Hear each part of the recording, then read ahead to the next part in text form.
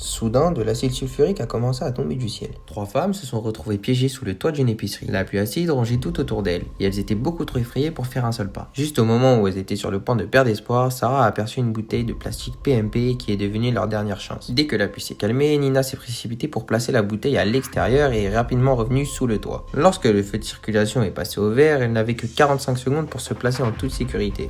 Nina a donc attrapé la bouteille et a couru vers la cabine téléphonique. Tout de suite après ça, elle a versé l'acide sur le cadenas métallique et la chaîne a fondu instantanément. Son équipe a rapidement ouvert la porte, Mia a saisi le téléphone juste avant la fin du compte à rebours. Mais étrangement, il n'y avait aucun son en provenance de la cabine. Il ne restait alors que 20 secondes lorsque Mia a remarqué une image contenant un indice. Elle a couru vers un taxi à proximité, mais il ne restait plus que 3 secondes. À ce moment-là, Nina a vu un parapluie et l'a directement lancé à Mia. Le parapluie ne l'a protégé que malheureusement quelques secondes. Juste avant qu'il ne s'effondre, la porte du taxi s'est ouverte. La pluie acide s'est arrêtée un instant, donnant aux 2 femmes de la cabine téléphonique une chance de courir vers le taxi pour s'échapper. Mais au tout dernier moment, les portes du taxi se verrouillent automatiquement. La porte de la cabine s'est refermée brusquement et la pluie acide était sur le point de retomber une fois de plus.